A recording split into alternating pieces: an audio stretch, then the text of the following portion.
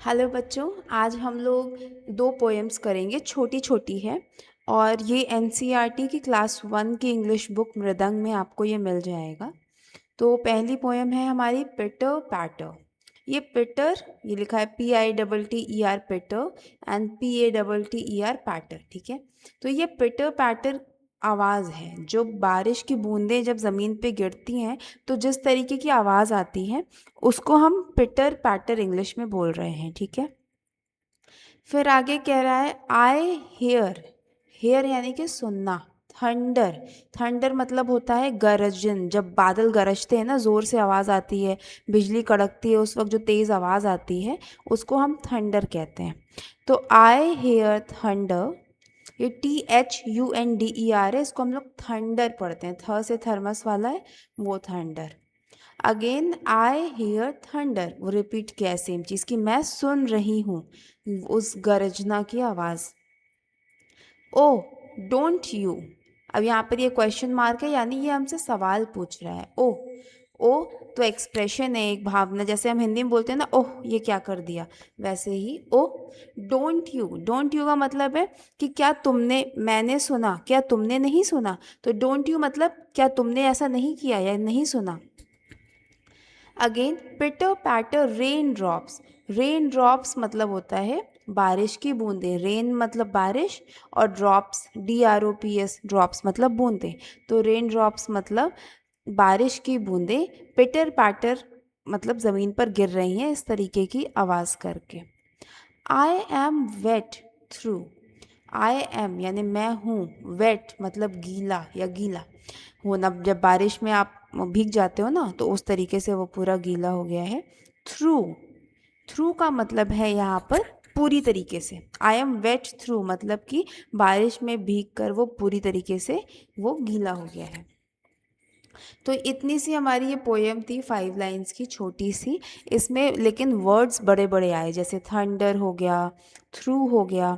तो इनको आप लिख करके याद करिए, इनकी स्पेलिंग याद करिए और समझिए कि हम किसी चीज़ को इंग्लिश में हम कैसे बोल रहे हैं, ठीक है। जैसे मैंने तो खाना खा लिया या मैंने तो डांस किया। ओ डोंट यू कि मतलब क्या तुमने नहीं किया। तो डोंट यू किसी भी चीज़ के लिए सवाल पूछने के लिए यूज़ हो सकता है, क्या कि क्या तुमने ऐसा किया कि नहीं किया, उसके लिए। नेक्स्ट पोएम है हमारी रेन। रेन मतलब बारिश। Rain on the green grass. Rain तो बारिश होती है, ऑन मतलब पे, ग्रीन यानी कि हरी और ग्रास मतलब घास। तो हरे घास पे बारिश है, रेन है। Rain on the trees. Trees मतलब पेड़, तो बारिश पेड़ों पर भी है। भी यहाँ पर नहीं लिखा है, मतलब पेड़ों पे बारिश है। Rain on the roof tops. Roof tops यानी क्या होता है, छतों के ऊपर जो छत होती है। रूफ यानी छत, रूफ टॉप्स मतलब छत के ऊपर जो एक आप बनाते हो ना, कवर बनाते हो, जो घर के ऊपर का सबसे ऊपर की जो वो होती है, छत होती है, उसको रूफ टॉप कहते हैं। तो rain on the roof tops and rain on me. Rain on me मतलब मेरे ऊपर बारिश। तो ये जो रेन है वो हर जगह पे, कहाँ कहाँ पे, ग्रीन ग्रास हरी घास पर है, ट्रीज यानी पेड़ पे है, रूफ टॉप्स मतलब छत पे है, एंड ऑन मी यानी मेरे पर भी है। तो अगेन ये 4 लाइंस की छोटी सी पोएम थी, बट इससे हमें सेंटेंस कैसे बनाया जाता है, कोई चीज़ इंग्लिश में इस तरीके से लिखी है तो उसका मतलब क्या होता है, इसको बोलते कैसे हैं, ये सब चीज़ें हमें यहाँ पर समझ में आ रही हैं। क्योंकि ये हम लोग क्लास 1 के स्टैंडर्ड की किताबों से ये चीज़ें कर रहे हैं, इसलिए हो सकता है किसी किसी को ये सिंपल लगे, पर ये सिंपल चीज़ें ही आगे चल के हमारा बेस बनाती हैं, ठीक है। तो इसको इजी समझ के इसको लाइटली मत लीजिएगा।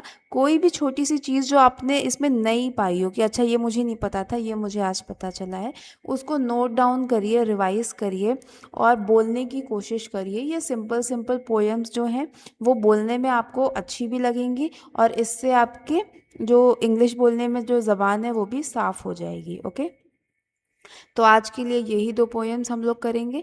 अगर आपको कुछ भी पूछना हो, प्लीज़ कमेंट सेक्शन में आके अपना आप क्वेश्चन पूछ सकते हैं, फीडबैक दे सकते हैं। कुछ ऐसी कोई स्टोरी है, कोई चैप्टर है, कुछ भी ऐसा है जो आप इंग्लिश में है और आप चाहते हैं कि मैं आपको समझाऊँ, आप कमेंट में उसको लिख कर भेजिए या उसका फ़ोटो भेजिए। मैं उसको डेफ़िनेटली इंग्लिश का मैं हिंदी समझा सकती हूँ आपको उसमें, ठीक है? तो इस वीडियो में इतना ही। Thank you.